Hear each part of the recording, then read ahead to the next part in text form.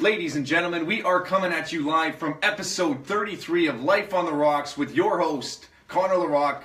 Today's featured guest in the hot seat is my good friend, Bruce Sherriden. How do I say it properly? Sherriden. Okay, I didn't want to mix it up. He's got the Newfoundland version. For anyone who doesn't know Bruce currently, he is the executive director of the Salvation Army. So to start this off, Bruce, what got you started with the Salvation Army, my friend?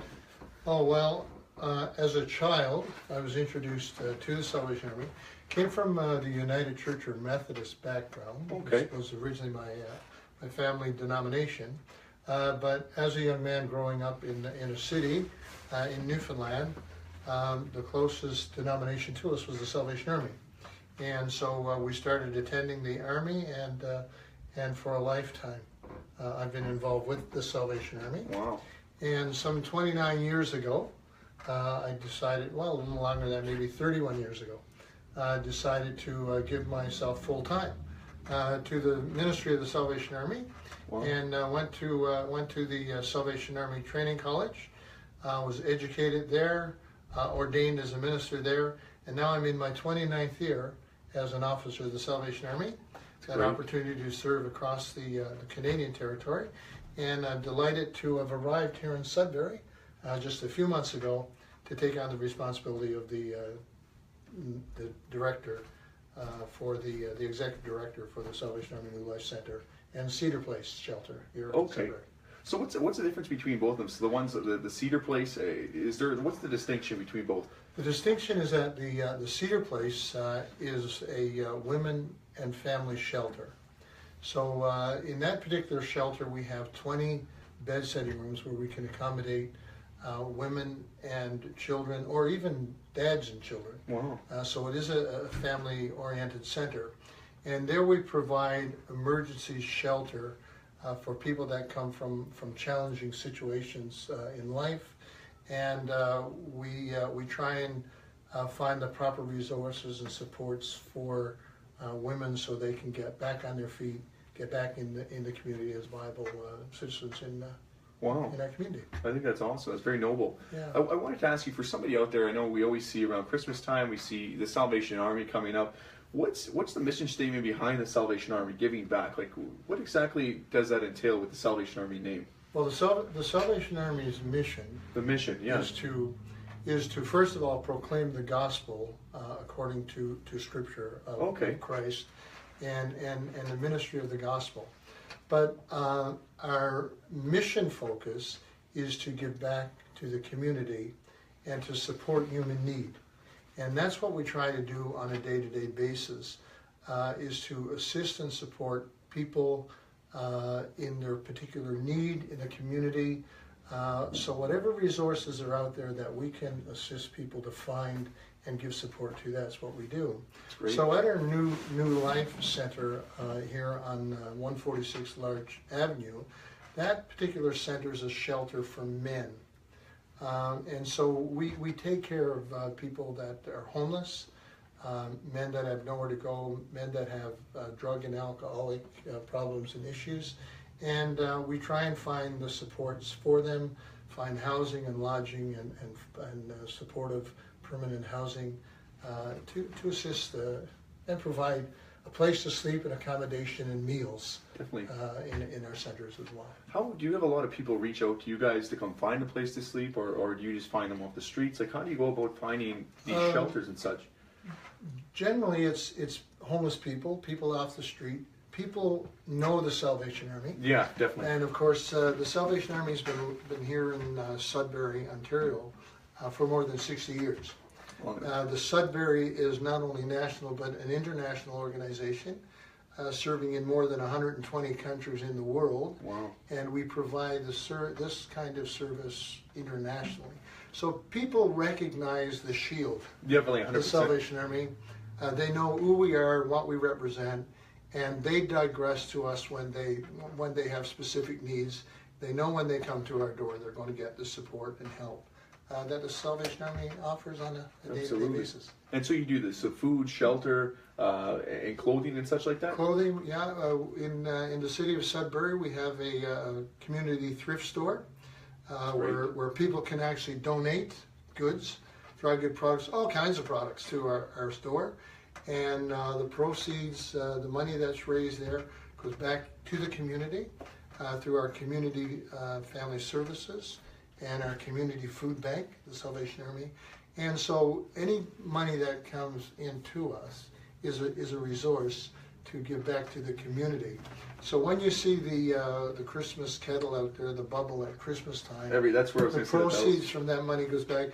And I know that a lot of people see us at Christmas time as being very prominent, but the income that comes in through those support systems are not just for Christmas, but they support us in our budget annually to meet the need in the community on a day-to-day basis, 365 days a year. Our shelter facilities are open 24/7. Wow, I think that's incredible. How difficult is it to kind of get the word out that, you need certain supplies and certain things, or people are looking, but they don't want to, a lot of times people will have the pride, they don't want to go to the shelter, but they have to. How hard is it to kind of bring them in to the shelter like that? That becomes a challenge because some people have had bad experience in the shelter system, and it's very hard to get them to come inside. A lot of people, as you said, because of their own pride, they don't want to feel, I guess, that people are looking down on them. Definitely. So one of the main aspects of the Salvation Army's mission in our process is to ensure that people get proper respect and dignity. Definitely. People are not looked at any differently than you and I may be looked at. We treat everybody with the utmost respect and dignity, and do whatever we can within our power to support and assist them for whatever their particular need might be. I think that's great because you look at society nowadays, and it almost seems that we're almost losing this sense of community, right? And when I think about the Salvation Army, every time I've seen it, like I said, it's always around Christmas time. It seems like a community kind of bringing people together more so. So what I wanted to talk about, you said you had 2 campaigns coming up, one in November and one in December, charity-based campaigns for Christmas. Can you talk about what was the first one in November? The event in November is really an awareness event. Okay. It's called the Hope in the City Luncheon. I've heard of that actually. And we encourage corporations and groups and small business, people, families, individuals to purchase a ticket for a $30 luncheon, which is really an awareness where we help and identify exactly what the Salvation Army does in this particular city. Because we feel that people need to be more aware of. People look at the Salvation Army and we ask them what they know about the Salvation Army, and one of the biggest comments we get is, oh, well, the Salvation Army does a lot of good work.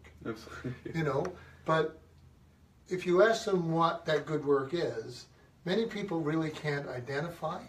So the Hope in the City Luncheon helps us to make people aware of much of the work that the Salvation Army is involved in.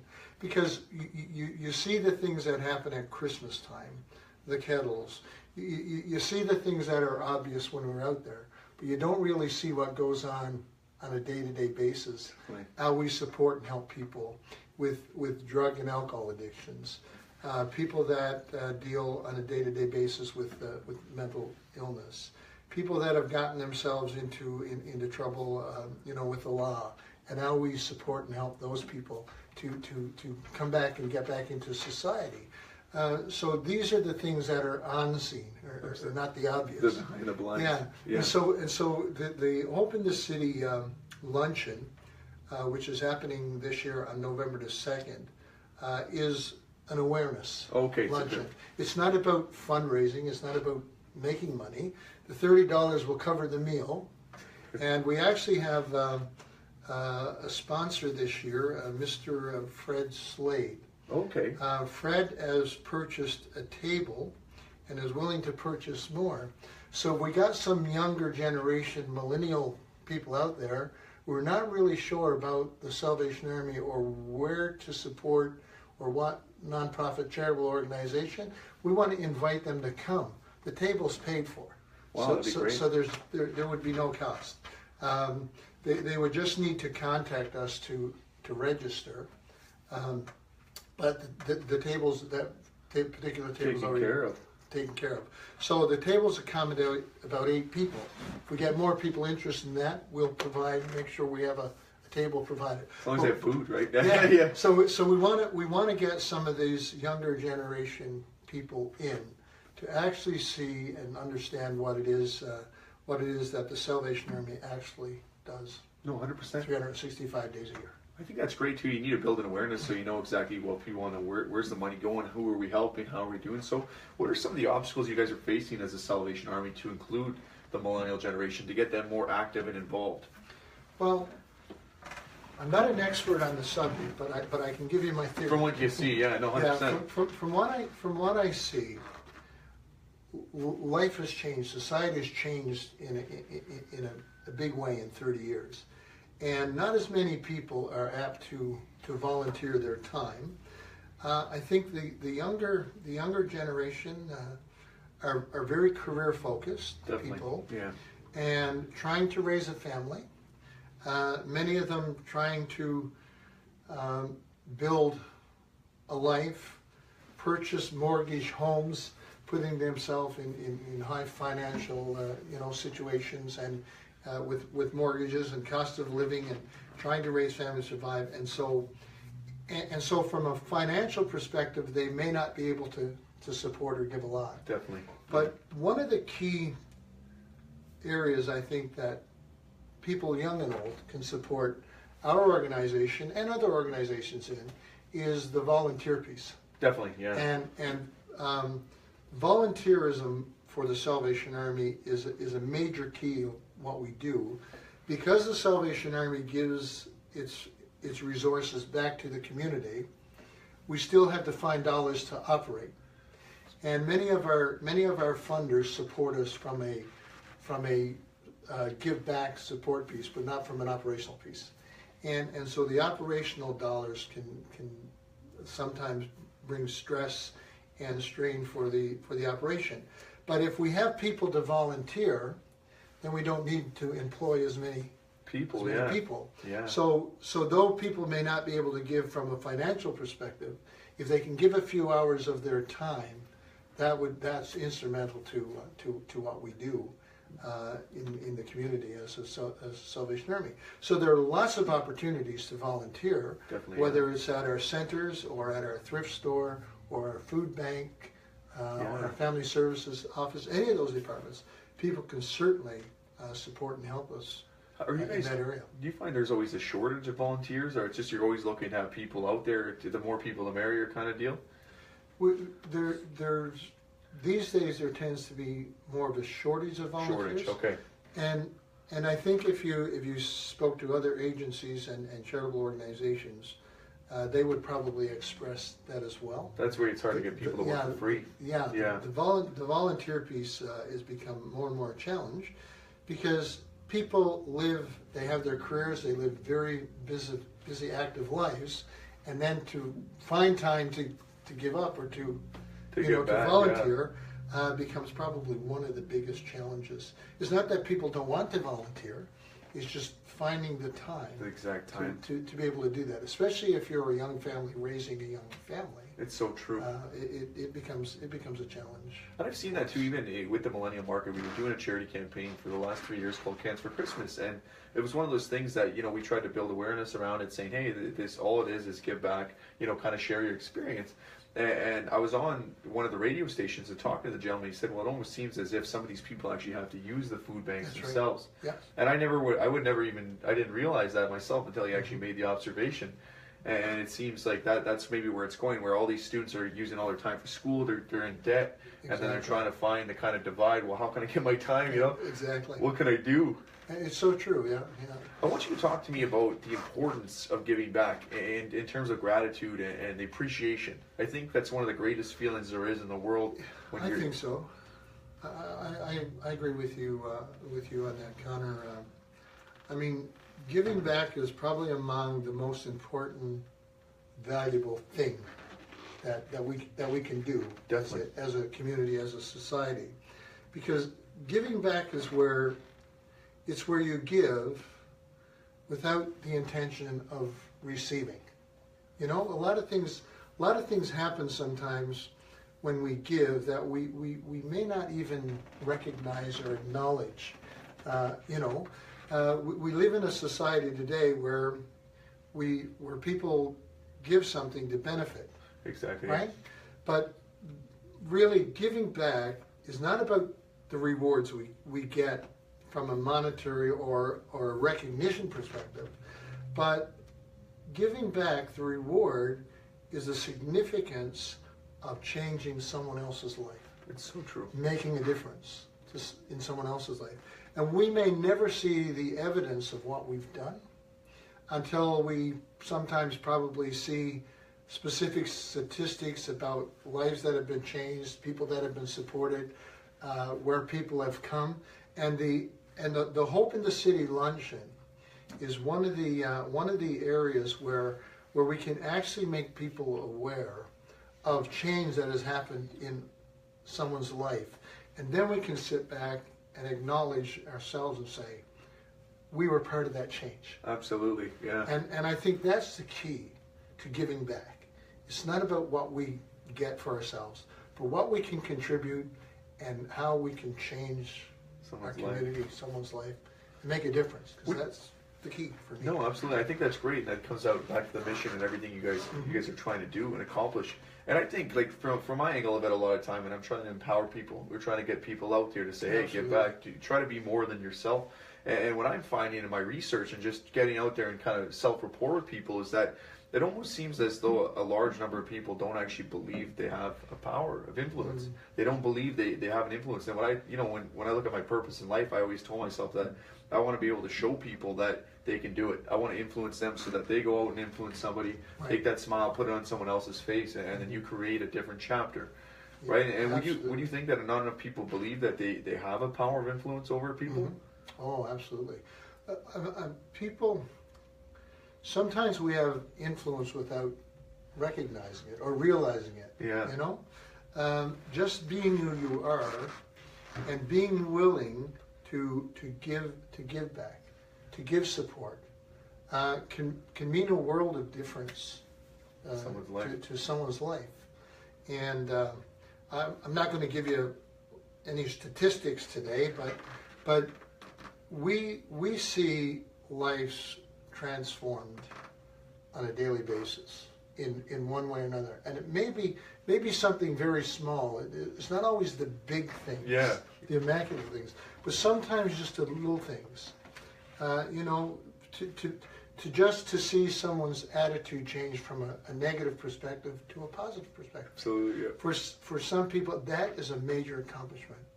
And to know that you had part in that is where the real benefit comes. The fulfillment from it, right? So empowering is not always about the big things that are recognized, but the little things, the little changes that come, a little at a time. Doesn't have to be the immaculate, right? The kind of compounds, I guess you could say. Absolutely. So I want to ask you as well. So you've been a minister now for, you said it's 29 years. So 29 years. And because you were part of the mission, that was where you wanted to go. You said this would be a great aspect. You, it's not lecture, I want to say, like a university prop, but you still to go to a church, or do you have your own church at the Salvation Army you go out in front of, or? Yeah, no. Right now I attend the Salvation Army Church on Lawrence Street. Okay. There is a Salvation Army officer pastor there, who also gives oversight to the thrift store and the community family services program. So my responsibility coming into the city of Sudbury is simply that as the executive director for the New Life Center. So my ministry and work today is strictly around the social component. Okay. But if I was offered opportunity to speak at the church, I wouldn't turn it. No, 100%. I wouldn't turn it down. That'd be a great aspect. Because I still have that opportunity. Did you ever, as a minister, did you go out and I always want to say teach, but you go out and be like a pastor or pastor? Yes. I had exciting. I had in Newfoundland I had 11 years as a pastor to churches, and then I was transferred to Ontario, where I spent 14 years. 6 of those 14 years were in church congregational pastoral responsibility, and the other years were spent in the social context. I just returned back to Ontario from the capital of Newfoundland, St. John's, where I was. My classification there was an area commander. Okay. And my responsibility was that I gave oversight to 23 church pastors. Wow. And their congregations, as well as oversight to the social programs in the eastern area of the province of Newfoundland. How do you pick like some of the material you guys are going to use? Like, do you follow a similar format when you go with different churches, or like obviously being that it's like a select part? Like, how do you go about directing those 23 people? Like, because you're like the leader of it, right? Yeah. Every local setting, every congregation is different. Pastors are at liberty to determine what their teaching, preaching messages will be. Okay. Generally it's based on from the context of getting to know the congregation and knowing the needs within the congregation. So you can speak from a theological biblical perspective around the needs, because we all have specific needs. We're all dealing with some issues or something in our lives, and from a pastoral perspective, we want to be able to give you some theological direction. Definitely, in what you do, and so giving oversight to 23 pastors and congregations would be my responsibility to work with them to give them theological direction and pastoral support to assist them in what they're doing on a day-to-day basis. How difficult do you find, like now today it almost seems like with a lot of, like not just students but the millennial generation, like do you see the numbers are dropping in people going to church and such? Well, absolutely. And what do you think causes that? Is it just with the online sphere too much time? Like where do you see, like I'd like to hear it from a minister yourself. Well, I wish I had an answer to that question. One that's challenging and one that we struggle with as pastors of the church. Again, the Salvation Army across the Canadian territory, we're in the process right now of doing what we call church planting. Church planting is different from the traditional context of church. In saying that, we've not changed the message, we've not changed the mission, we've changed the methodology of what we do. And when I say that, is the Salvation Army, like most evangelical denominational churches across the country, we have our traditions, our doctrines, our theologies, the things, the patterns that we follow and adhere to. Those things don't change, but the delivery of what we do, the method of what we do. So in the structure of the Salvation Army, some of the things that were very predominant in the traditional context may not necessarily be as effective. Well, the focal point. Of what we do anymore. So our music styles have changed. We've moved to. We're trying to learn more and more about what the next generation interests are, what it is that attracts them, or would attract them to the theological context of living, and so we're moving away from a lot of the traditional things to a more what we call contemporary style. Definitely. Of method and teaching. Okay. We're trying to make what we teach today, what we preach today, what we share today from a theological perspective relevant to where people are today. It's not some old adage from way back when. It's relevant to where we are in context to the society, to the times in which we live in. So, especially because it's going so fast, right? It's hard to hit. It almost seems like you're at a battle for attention nowadays, and that's where I see it. Like from my angle of it, I'm like it's almost everybody's attention's in 4 different directions. Exactly, and there are so many other things today to attract us as well, And I mean, in the technological age we live in, people have exposure to everything. To everything. It's completely disruptive. And so, do I need to go to a building for church when I can get church Right there on the computer? right Yeah, on the computer system, absolutely. right on my TV at home. So there are lots of challenges, but the needs never change. That's true. There's always people that are dealing with situations in their lives and issues and some in crises and looking for support, and we try to be there as the Salvation Army. Yeah, absolutely. To give that support to our community. And you can see how long the brand's been around too, and how strong you guys are, because you see it everywhere. And like you said, to build that awareness. Mm-hmm. To close this off, so you said the one last thing. So you have the awareness luncheon that you're going to be doing in November.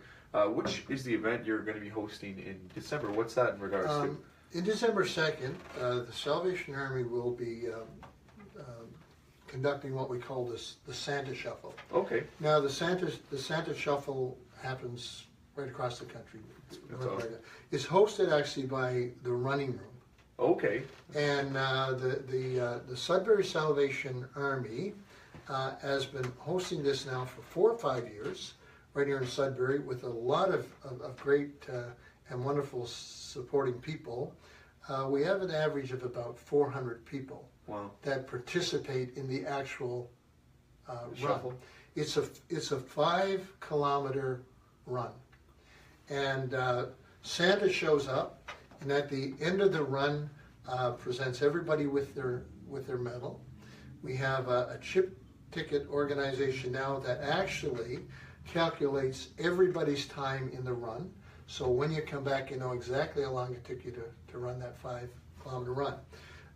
This is a fundraising event. Okay.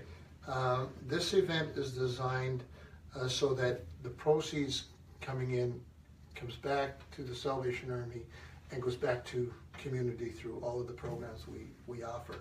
And this year's fundraising event, we're hoping to raise $25,000 this year.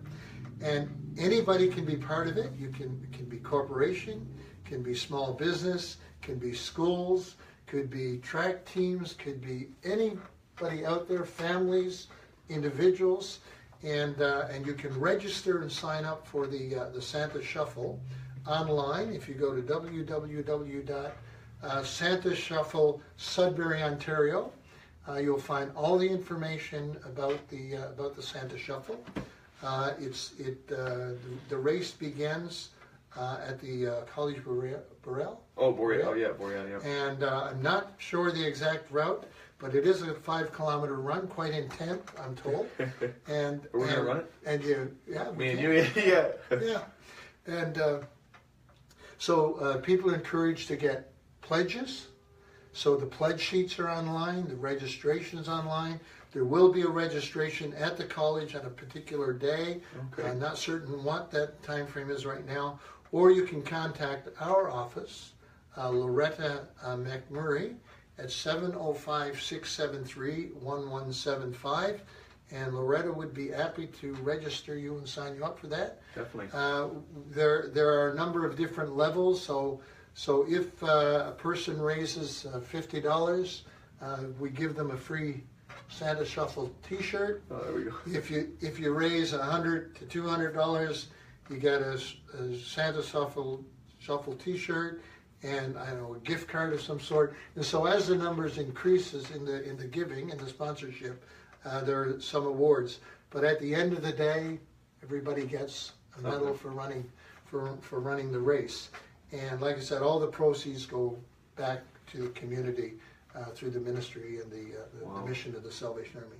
So we want to encourage people to get on board with us because it's a 5-kilometer run. The event helps the Salvation Army to assist families and individuals in need, not only in the Christmas season, but as I said earlier, throughout the year.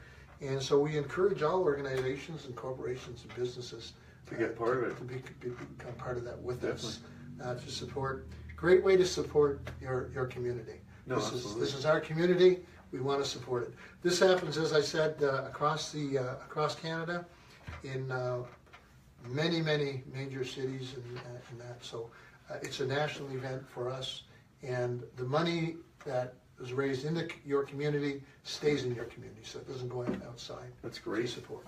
Is there anywhere else too for people that are looking to donate to the Salvation Army? Obviously, like you said, you have events like this.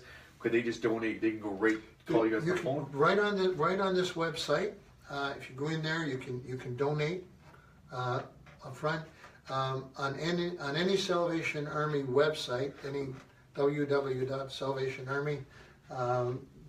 You bring up any website, you can donate your funds to assist the Salvation Army.